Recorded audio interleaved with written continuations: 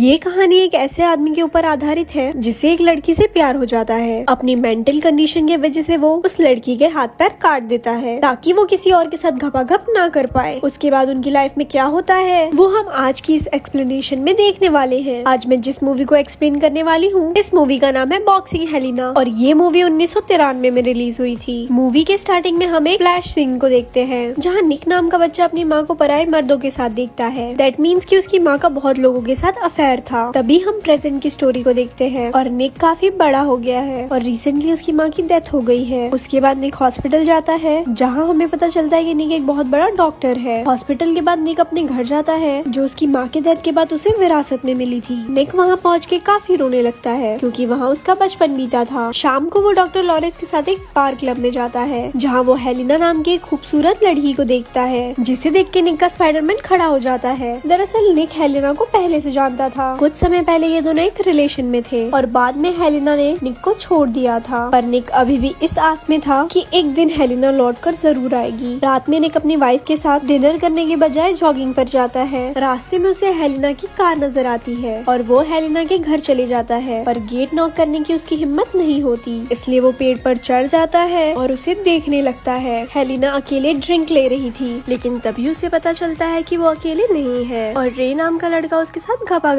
कर रहा है जिसे देखकर निक अंदर से टूट जाता है और वो रास्ते में टेलीफोन बूथ पर आकर लॉरेंस को कॉल करके बोलता है कि मुझे हेलिना वापस चाहिए। लॉरेंस बोलता है कि तुम उसे भूल जाओ और तुम अपनी वाइफ एनी के बारे में सोचो। जिसके बाद निक अपने घर चला जाता है। अगले दिन निक अपने घर पर एक छोटी सी पार्टी रखता है और रात में वो हेलिना के घर के बाहर गाड़ी लगा के उसके एक झलक का इंतजार करता है, लेकिन निक उसका इंतजार करते करते सो जाता है लेकिन हेलिना नहीं आती। इधर एनी भी निक का इंतजार करते करते सोफे पे ही सो जाती है। तब अचानक से निक की आँख खुलती है और वो भागते हुए एनी के पास आ जाता है। घर आने पे उसे पता चलता है कि एनी सो चुकी है लेकिन निक अभी भी नहीं सोता क्योंकि उसे प्यार का बुखार लगा था। वो उस टाइम पे हेलिना को कॉल करता है। हेलिना अपनी नींद खराब करके बहुत मेहनत से घपाघप कर रही थी। फोन उठाने के बाद निक को उसकी घपाघप की आवाज सुनाई देती है जिसके कारण निक की बात करने की हिम्मत नहीं होती और वो फोन काट देता है। इधर हेलिना का भी मूड खराब हो जाता है क्योंकि रे उसे अच्छे से सेटिस्फाई नहीं कर पा रहा था। दोनों के बीच इसी बात से बहस हो जाती है और रे वहाँ से चला जाता है। अगली सुबह रे फिर से हेलिना के घर पर आकर क्लब जाने के लिए इनवाइट करता है, पर हेलिना बोलती है कि मैं थोड़ी बिजी हूँ क्योंकि मुझे एक छोटी सी पार्टी में जाना है, कल मैं मैक्सिको चली जाऊंगी।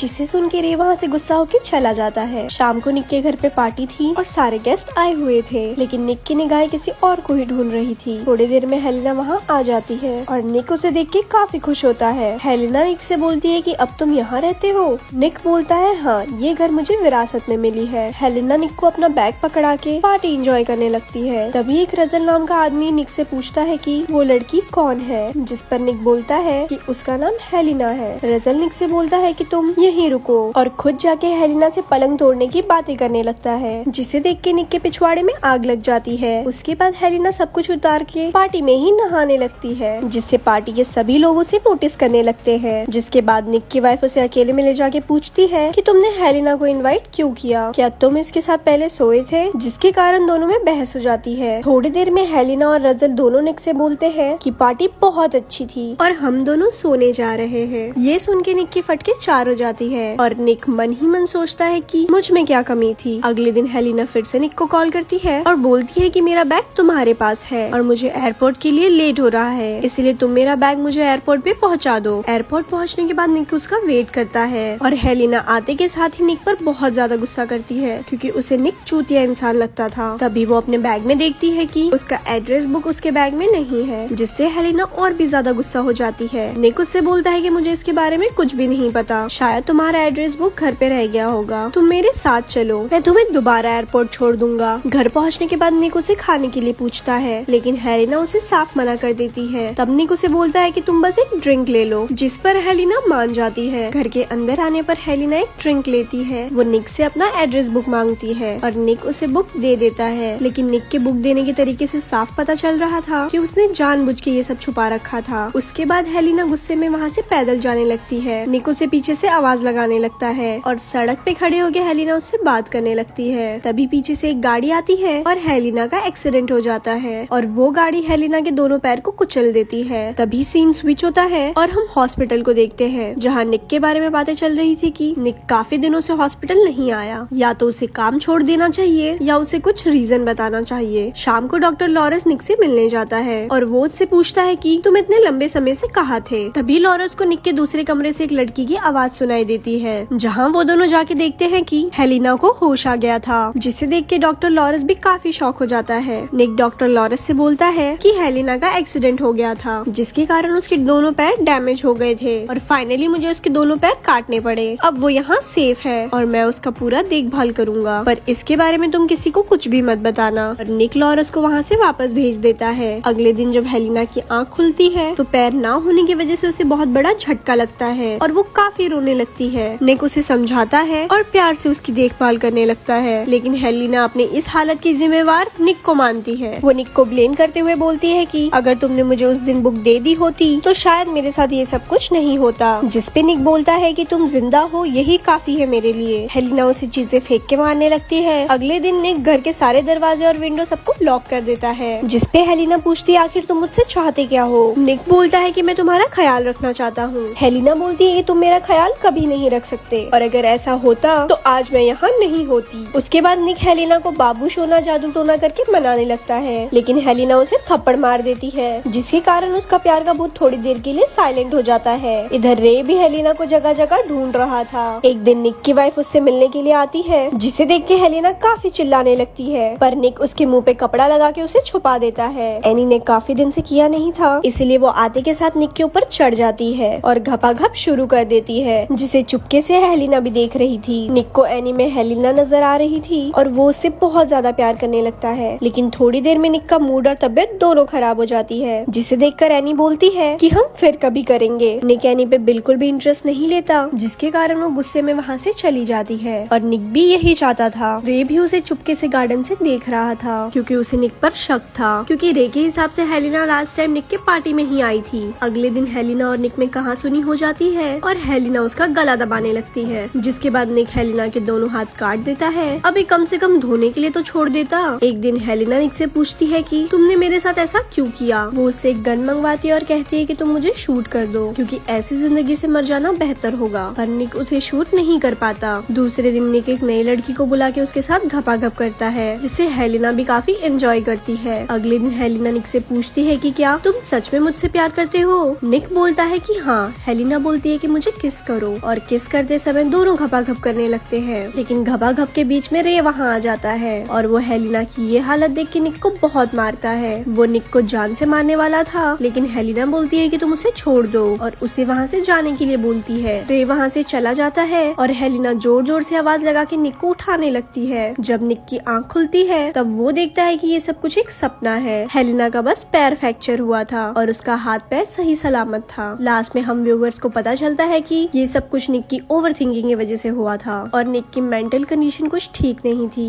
और ये मूवी यहाँ खत्म हो जाती है। ऐसे ही और स्टोरीज सुनने के लिए हमारे पेज को लाइक करें। धन्यवाद।